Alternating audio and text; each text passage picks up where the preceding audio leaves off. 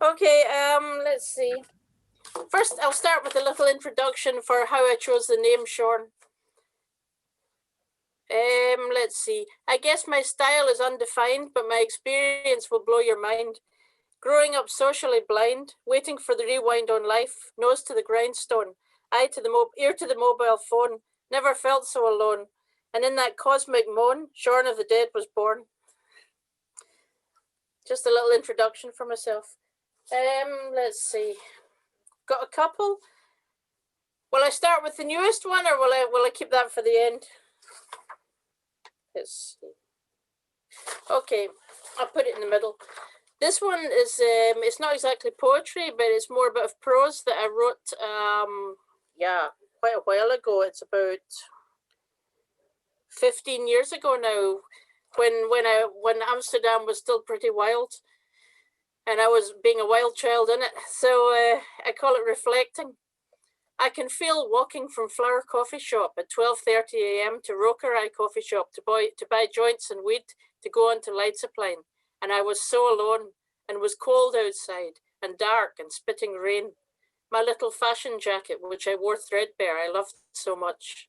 And I remember thinking, people are home, warm, and going to bed to get up and go to work in the morning. And feeling wild, a lost child, drifting, aimless, in streets of the wet city of Amsterdam. No one to anchor me, no purpose but to seek pleasure, until even pleasure became a chore from the routine. And the dark, empty outcomes. My returning home alone, early morning, to an empty, silent, cold house, no home. Stopping at my stop, passing the night bakery, and going in to buy pastries with which to comfort myself before an unearned rest.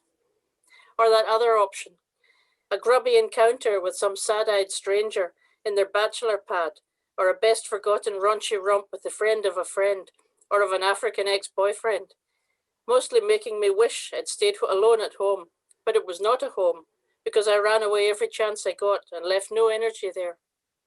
Then with my weed I'd walk to Leidseplein and go to a club with all the sad souls, seeking redemption in the heart of a stranger, ignoring all danger, the immigrant hustlers preying on my soft body language, weighing up my worth to their purpose, draining me to fill me with their neediness, and I came each time to be vampired. A Gambian once told me, nothing good happens after midnight. Sorry to have to agree. I tried to prove him wrong, so hard I tried. But he was right. Amsterdam is a lonely city by night, not soulless like so many cities, crowded with lost souls all seeking the light. And if you take your light out at night, to some bar or club, you return home dark of heart. For all have seen your light come close and drained you dry and dark, and then like them you must return to seek your light each night. City of vacant vampires, beauty-filled by day, but with a dark and hungry heart, and even now I yearn to return, because there I lost my light. Amsterdam became my addiction. Thank you. The silent applause again, eh? Oh, thanks for the heart. I appreciate that. So I've got one here. This one, let's see. Okay. This one I finished writing today, which is why it's on my phone. I'm very modern now. And I call it's in the roots theme, really. Pieces of me. Roots give us strength, but they can also poison us. They anchor us in unstable times, but they can strangle us. They give us identity in a world of invisibility, but that same identity can box us in. Conflict. Roots resist change. Roots spread invisibly. Roots undermine via integration. Roots colonize.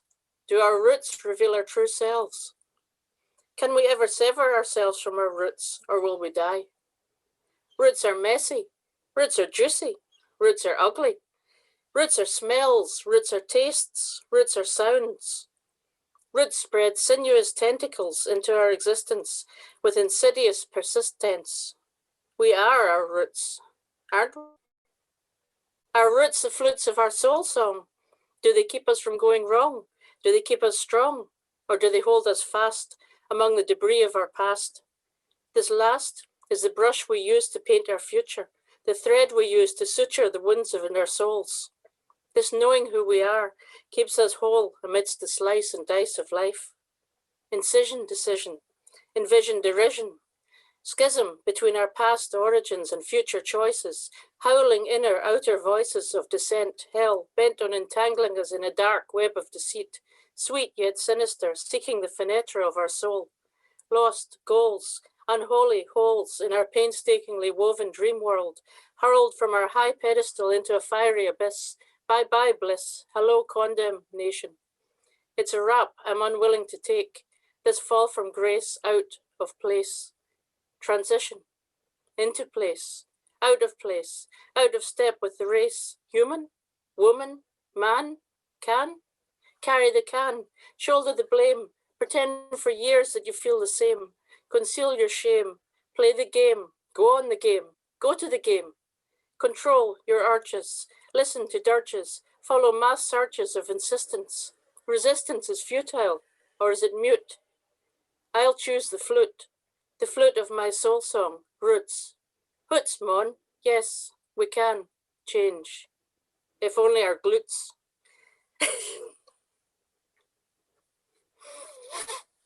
Thank you. Last one. That's the first time I've ever performed that, by the way. Fresh off the pen. And this one I wrote for my father also years ago, and I called it Sentence. I'm tired, so tired of well-meaning pensioners paving their pathways to a golden eternity by strewing my sentence with soft words, words of meaningless, cheesy sentiment to my soul. I need someone who is bold. Old is no matter. Age flatters the intellect only, all else redundant. Real people are not restricted by earthly standards. Eyes and voice untarnished by time, all I require. Please, O mighty vast universe, I beseech you, troll me such an individual in your boundless nets. I'm weary of respecting, pretending polite niceties of belief in all around me standardized godways. No more can I endure of submergence in suburbia. Release me, leave me loose to soar or sink or stink of all your sweetened bullshit lies. Rise to the skies of cosseted candy-flossed suburbia. Give me room to think and space to breathe the truth. Loose me from your suffocating cage of fears. I am not afraid to be free. Believe in me, I do. I'm fatigued by this army of ex-squaddies, rented by bureaucracy to barrage me into approved confirmation for community acceptance. Why? I exude no desire to accept this community, so why then will I care them accept me inside? Who delineates conformity if not the deformed? So then the conformed are ruled and shaped by whom are excluded by them, are they not? Why then will I wish to be conformed and lose my power? I shall remain constant, as I was before you came for me, and celebrate my deformity outside the community. I'm jaded from regular upbraiding. When will you all realize I never alter, never falter, and how hard you coax, but never I shall fit your halter? You cannot mold me, so don't try, for those who molded me have long since died. Only I remain with my pride. Thank you.